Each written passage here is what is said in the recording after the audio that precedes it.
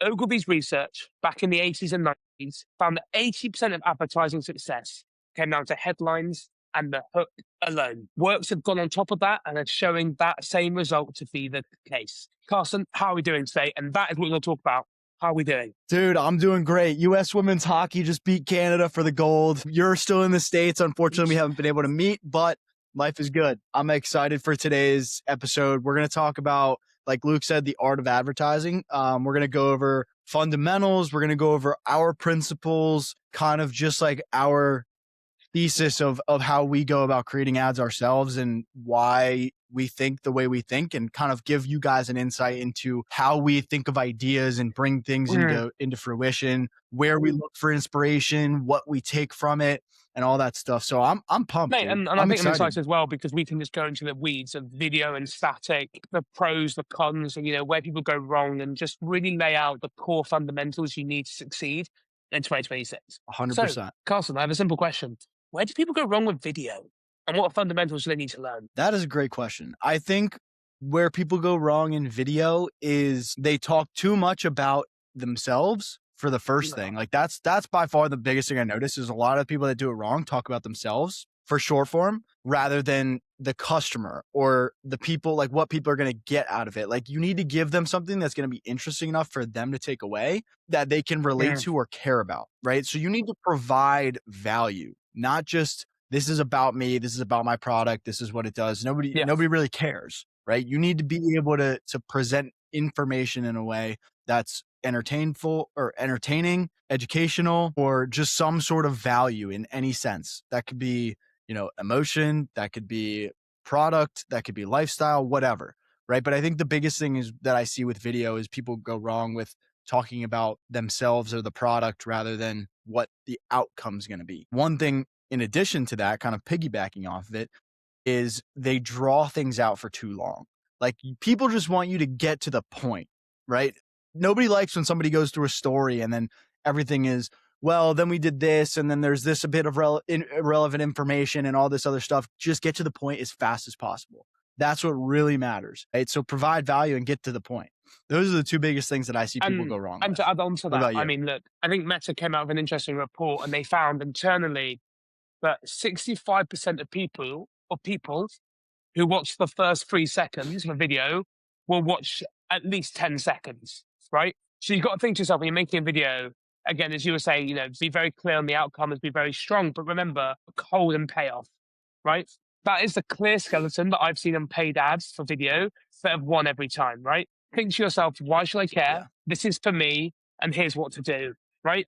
Very clear. Have that framework in any video you make, right? Have that mindset of why should my consumer care about this video? Oh, it could be simple. We could do it simple, something as, I don't know, you're cleaning your bathroom the wrong way, and here's why.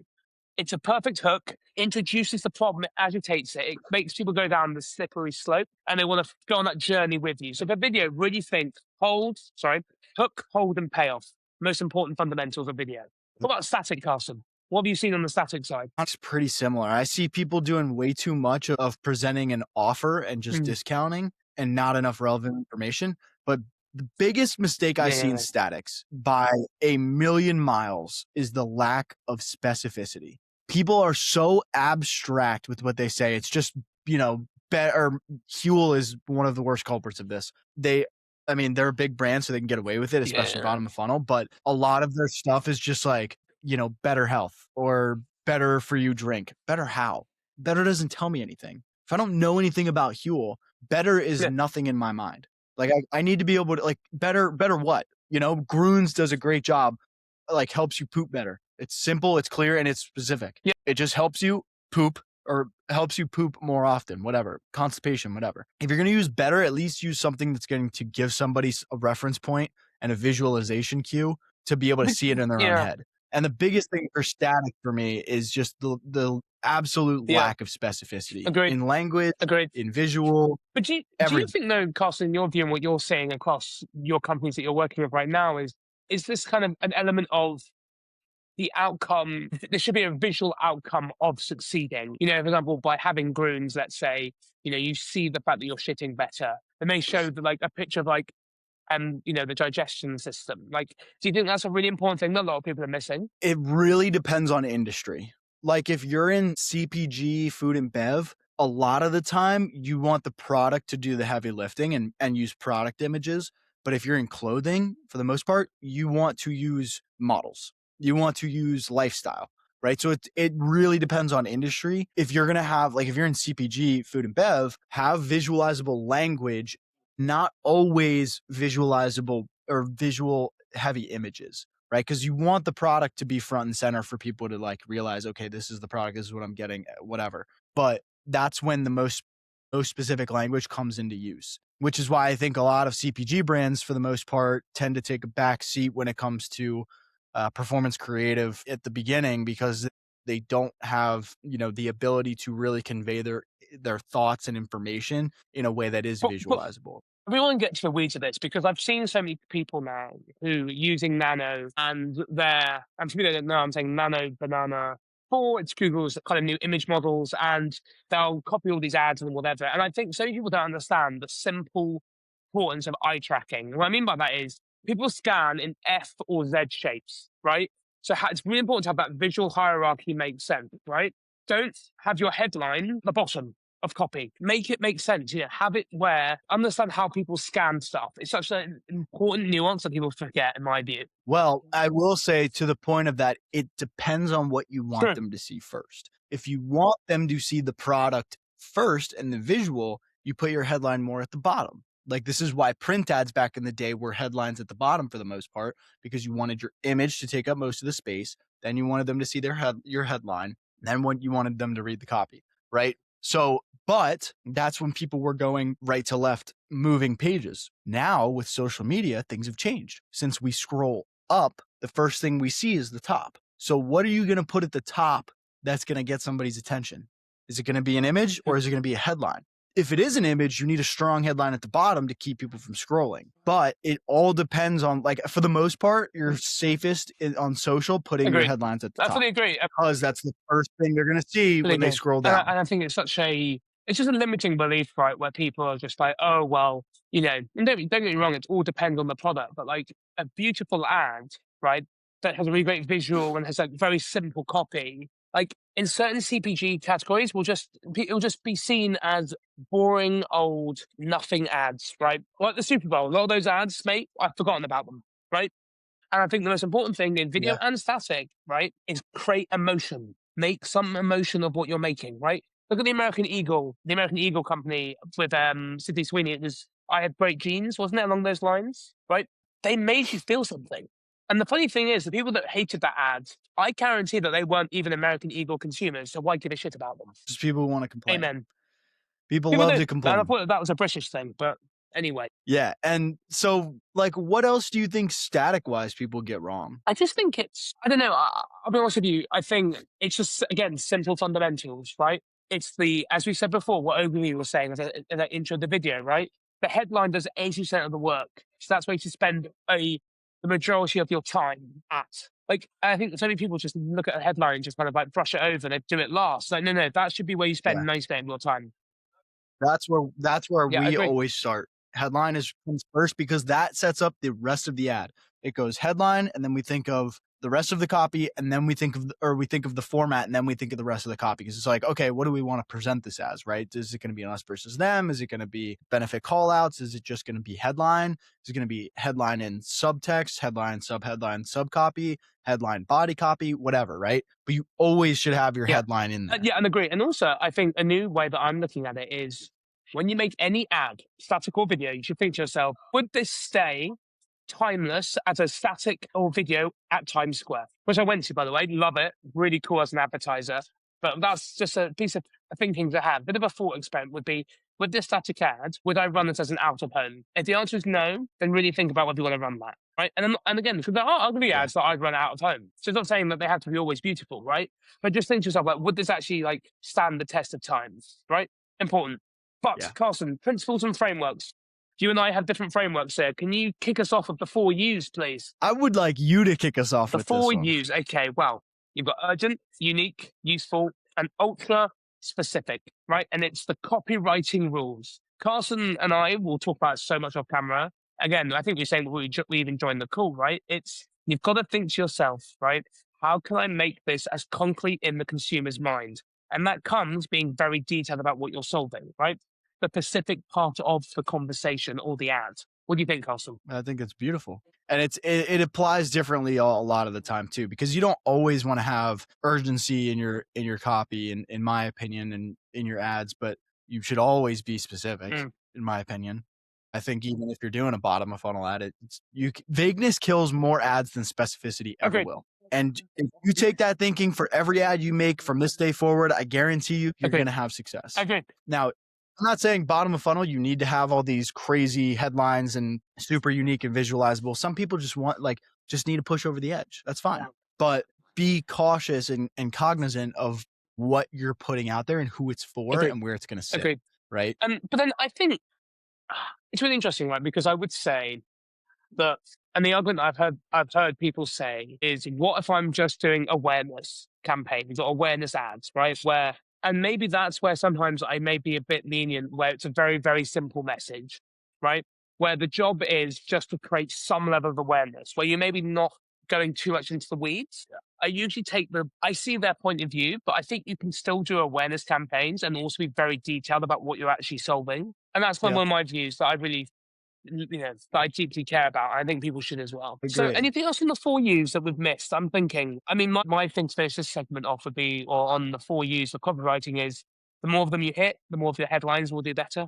And thus more conversions, I would say, in purchases. What about pass, problem, educate, and solve? Problem agitate solution is a good framework. That's an old reliable for video and static. It's pretty simple. All you're doing is evoking a problem and then agitating it a little bit more, and then you present the solution, Yeah. aka your product. Right? It's super simple. All you have to do is know your customer and what they struggle with and how you can prick Yeah. it a little bit more to make it a little bit more powerful. And then, your product is the solution. Use a benefit CTA and Agreed. you're good to go.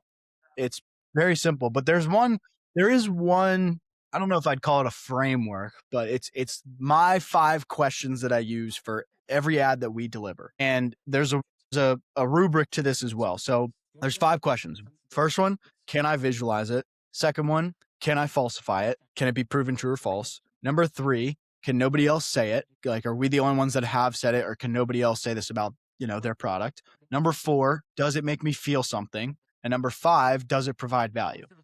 All right. So those are the 5 questions. You can take them, write them down, steal them, do whatever, right?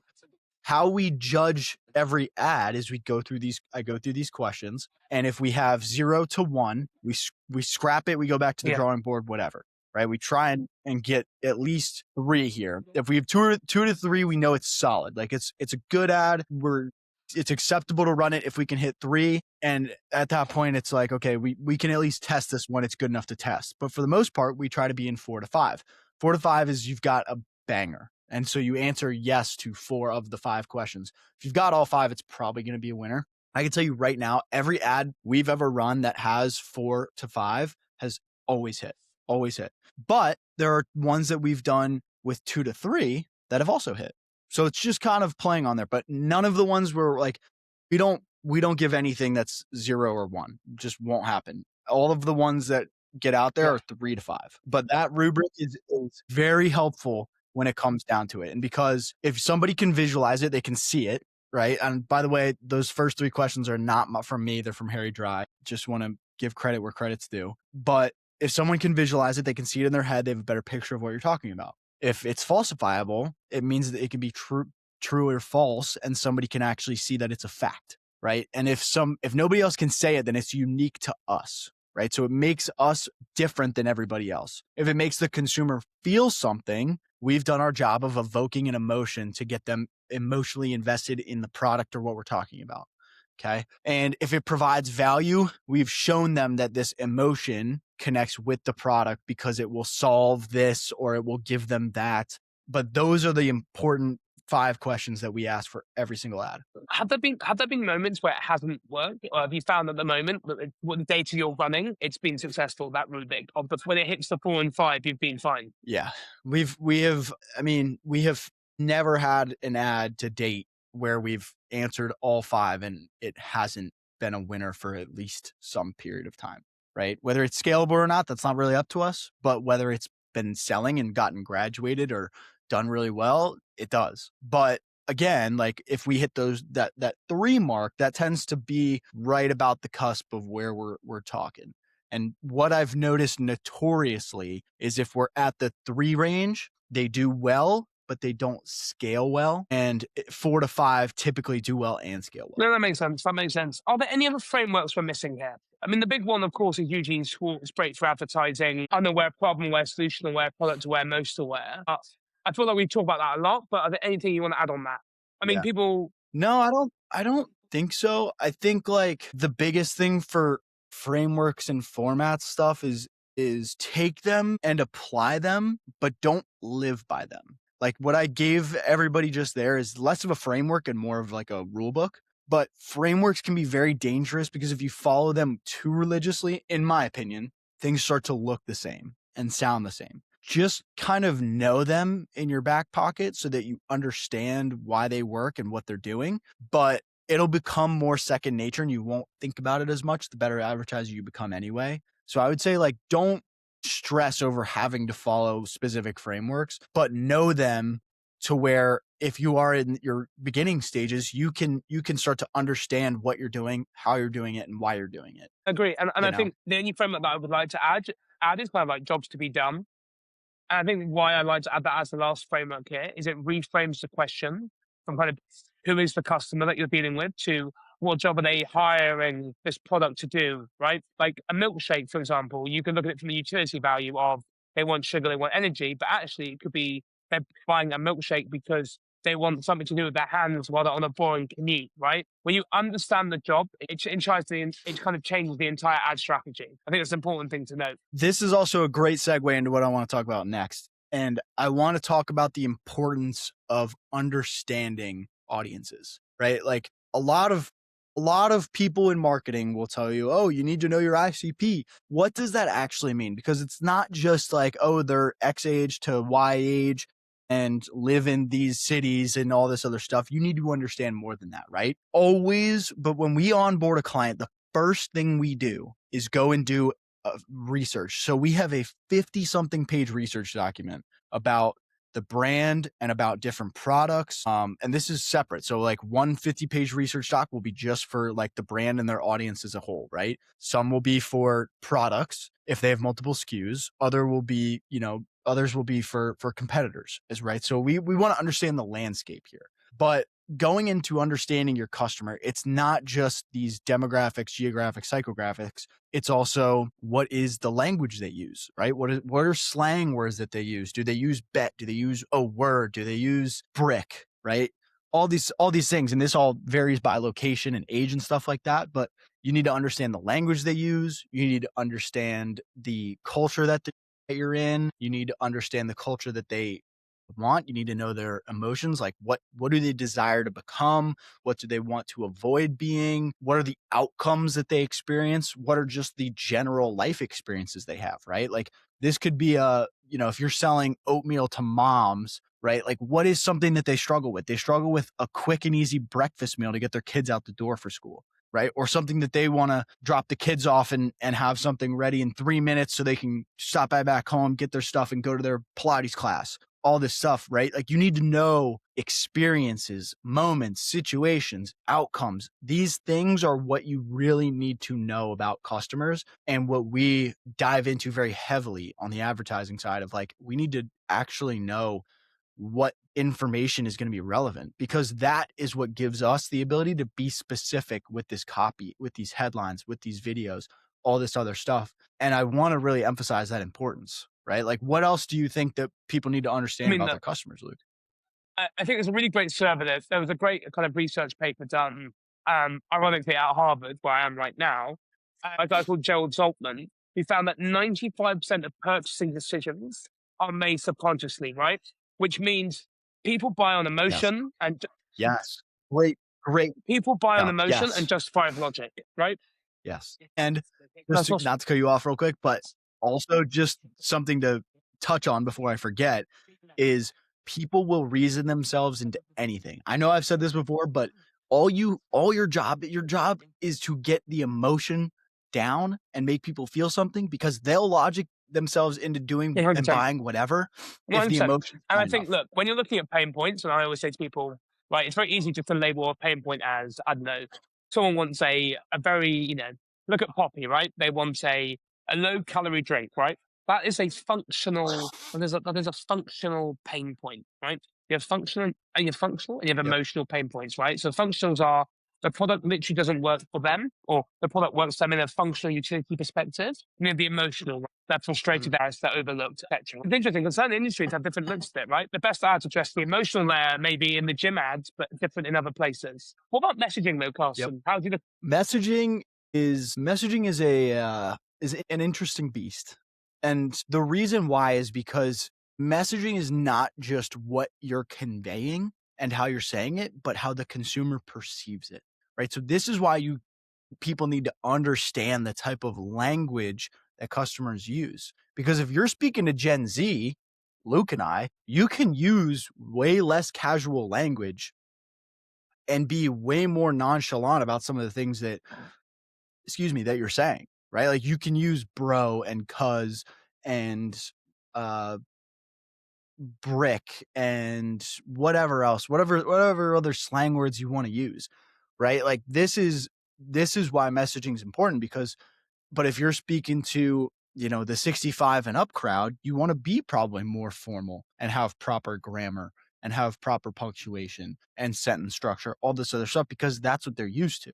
Right. So this is the think honestly, messaging wise can be a very, very big tipping off point for advertisers because you need to know not just what you want to say and how you're going to say it, but how the consumer is going to perceive it. And I don't think a lot of people really take that into account. No. And I think, look, the greatest advertising that I've seen fundamentally changes. It reframes reality in a way that makes the product the obvious choice. The perception is the product, right?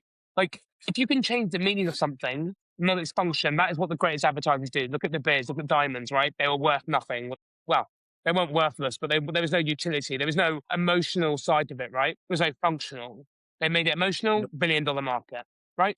It's simple Yep. as that. So Okay, like for example, no, a go ahead. hotel room that feels luxurious is luxurious, right? An ad that makes someone feel Yep. understood, they feel understood, right? It's that simple. Perception is the product. It's everything. Perception's everything. And an advertiser's And job is to frame that perception. exactly. And it's to understand the desired self perception, the desired current or the current self perception and the avoidable self perception, right? And this comes from not just self perception of somebody's who they are and what they want to be or what they want to avoid being, but also what they want from a certain pain point under a certain desire. It's all the perceptions, right? So everything is included in that. But I want to kind of dive into and for you to touch on, Luke, the importance of congruency in advertising and why it's so important. You're on mute. I think, first of all, I think what happens is companies run this great ad on Meta. I think Meta is the big problem. They run this great ad, this great video ads, and they send them to a landing page that has no link to the ad they've just sent them to. The ad to landing page, there's no link there, right? You've got to tell the same story, right? And that's the most important thing. If you've sold someone a dream about make their digestion better, why are you talking about a completely different pain point you're solving, right? You've got to meet the customer where they're at, right? And I think that's what congruency is, right? It's understanding the journey you're going to take them on, right? Oh, how you sell a 24-year-old man and how you sell a 45-year-old man be very different signals. And it's what Meta currently are really actively pushing, right? They're looking for signals to the Yep. algorithm, right? Don't confuse it. Make it simple. Make it simple. That would be my view on congruency.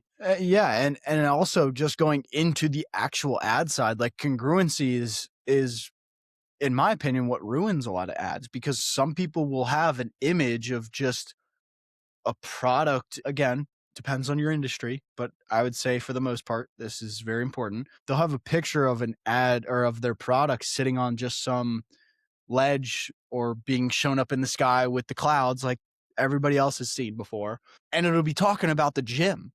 And it's like, if you're going to talk about the gym, put something in the gym, right? I also, and now I will say there are caveats to this. It's not always the case. Test different things because we have a CPG client where this is top of mind for me, where we just had gym-esque messaging, but we've used the gym image before and it hasn't worked. So we wanted to put it a little bit more in a a background that might change things up a bit. So there is that caveat. But for the most part, you want your image and your text and your landing page to all feel like somebody's thinking and talking about the same thing. Agreed. Agreed. It's that's where you can lose people, because if you're talking about one thing, they go somewhere else, or they're looking at something that it's like, okay, well, these things don't match. They start to get confused and they just scroll. Make it as easy as possible for people to understand the point. I'm muted. Frictionless. It's Frictionless. just, yes, Like, exactly. and I feel like Exactly.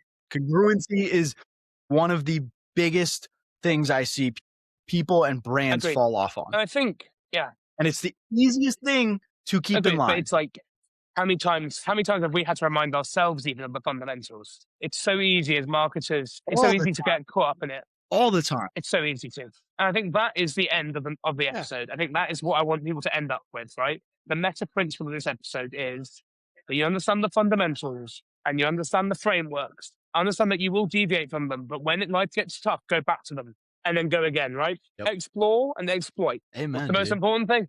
Yeah. This was a fun episode. I know it's a little bit short, but for the most part, like, that was, I think, very helpful for people, very in the weeds, but we're trying to keep it as concise as possible. You know, I appreciate everybody watching as always, as does Luke. And if you guys can like, comment, subscribe, and send this to anybody you think might like it, hugely helpful for us. I think we're gonna probably let Luke get back to the UK next week, and then maybe look at a guest Yep, for we can do the that. We following can get a week. guest. I'll find someone. I think I have Maybe some somebody- I have some I mates think that that'd we be can get. awesome. Mate, Perfect. awesome. Yeah, Peace. dude. Awesome. Thanks, guys. Peace.